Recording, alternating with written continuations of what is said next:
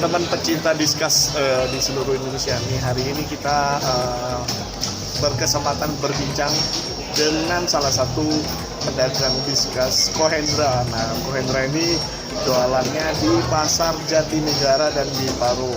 Kita mau tanya-tanya ke Ko Hendra gimana cara mengatasi diskus supaya tidak mati setelah dibeli. Yuk, disimak. Nah, ini teman-teman, nih ada Ko Hendra. Ko, ini kan salah satu pertanyaan teman-teman yang mulai suka dengan diskus. Kalau mereka beli diskus, begitu dibawa ke rumah tuh jadinya mati gitu loh. Nah, gimana sih saran dari Ko Hendra sendiri buat teman-teman yang lagi suka-sukanya dengan diskus, agak lagi suka-sukanya dengan ikan diskus, begitu dibawa pulang ke rumah tuh jadi nggak mati kok. Bisa di-share? Bisa. Jadi kalau misalnya kita ikan diskus dimanapun, kalau bisa harus karantina dulu. Di karantina tempat yang terpisah. Jadi pakai air yang baru, kita kasih aerator dulu. Setelah kasih aerator 5 jam supaya ada kandungan oksigen, baru ikannya dilepas. Minimal 5 jam. Minimal 5 jam gitu ya. Di aerator minimal 5 jam baru ikannya dilepas. Kalau untuk air sendiri gimana kok? Apakah ada ngaruh bagi teman-teman nih yang nggak bisa punya? Apakah ada air tanah, terus air pump seperti itu? Kalau kita mau cari aman, mending beli air isi ulang. Bukan air aqua.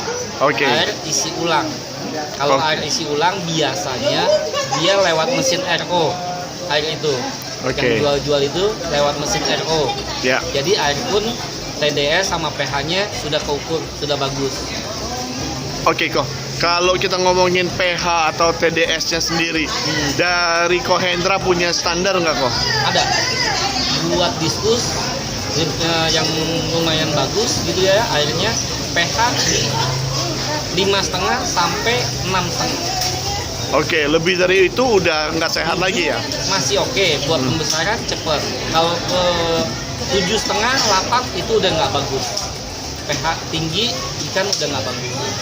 Oke, nah untuk TDS-nya sendiri kan gimana kok? TDS-nya kalau buat peternak di bawah 100. Oke, di bawah 100. Iya, kalau di atas 100 buat pembesaran masih cakep. Untuk pembesaran nggak masalah ya, tapi untuk ternak harus di bawah itu. Harus di bawah 100. Oke. Nah, tadi kan kalau semisalnya sudah kemudian diaerasi gitu ya. Nah, apalagi kok? 5 jam baru ikannya dilepas. Habis dilepas, coba dikasih antibiotik. Kalau saya sarannya kasih amoksilin. Oke, yang amoksilin berapa gram? 500 mg. Nah, cara pemakaiannya sendiri gimana kok? Nah, dia kan model tablet. Kita masukin aja 1 atau 2 butir, tergantung dia punya media karantina. Gitu. Standarnya 500 gram itu untuk media sebesar apa kira-kira kok? Kalau medianya kecil, misal ke ukuran medianya 40 cm, ya kan cukup satu aja. Lebih dari 40 cm, ya. Boleh 2. Berapa lama dikasih amoksilin? Kalau amoksilin itu jadi buat karantina awalnya aja kita kasih. Awalnya aja. Kira-kira berapa lama? Selama 3 hari. Selama 3 hari. 3 hari kita karantina, buang air sedikit-sedikit, baru kita masukin tank utama. Tinggal serok aja ikannya. Kalau ikan itu fit, bagus, sehat, kita serok, pindah langsung ke tank utama. Insya Allah aman ikannya. Oke, tadi kan Ko Hendra jelasin kalau 5 jam ya baru dimasukin ke tank. Ya. Nah, di tank artinya amoksilin ini dikasih pada saat di tank ini ya? Ya, di tank karantina. Tank karantina dulu nih, sebelum dicampur ya kok ya? Sebelum dicampur. Oke, jadi setelah 3 hari baru kemudian masukin ke tank yang udah ada ikannya. Lain-lain gitu bisa. Oke, nah teman-teman kan juga sering mengalami kendala nih kok. Kalau semisalnya beli ikan diskus kemudian dicampur ya kan dengan diskus yang lain, tiba-tiba mati gitu kan. Ya. Nah, kira-kira apa sih kok yang menyebabkan seperti itu? Ya, kunci utamanya sih sebenarnya awal kita beli harus karantina.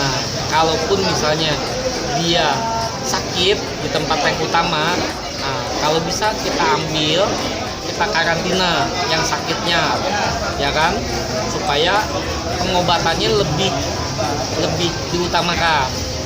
Kita Oke. kasih obat yang bukan amoxicillin lagi, kita kasih PK atau obat-obat yang banyak yang dijual nih di Google Map juga ada tuh, di Google itu kayak obat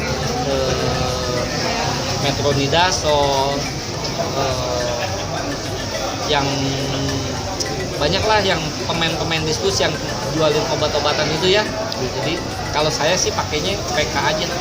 Nah, kalau mengobati pakai PK ini sendiri kok biasanya seperti apa?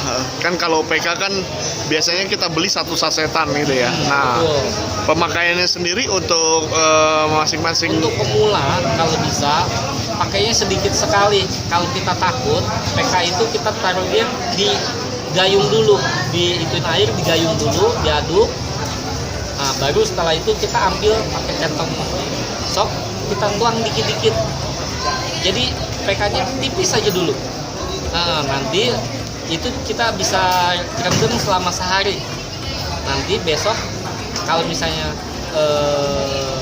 udah kurang bagus, ganti airnya. Setiap hari kita ulang lagi pakai PK.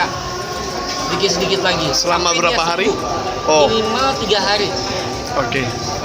Biasanya ada penyakit apa aja sih kok kalau untuk PK didiskus? sih ya, itu bagian luar kulit ya, kayak eksternal jadinya ya. Iya. Jadi bagian kulit Iya. PK. Kalau luka bagian dalam, penyakit dalam biasanya kasih metronidazole. Oke.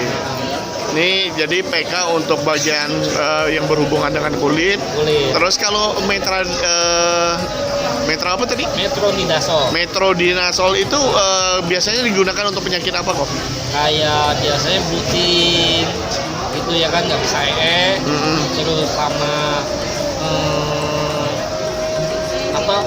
perutnya Kempes, buncit, ngebuncit. Oke. berak putih, Oke. berak kacing. Nah itu kita kasih obatnya metronidazole. Ya. Oke. Ada tips kok untuk yang baru mulai suka dengan diskus gitu? Tipsnya adalah untuk piara diskus harus karantina 2-3 hari sebelum masuk tank utama. Oke, thank you Ko Hendra berbagi share dengan Onopedia hari ini.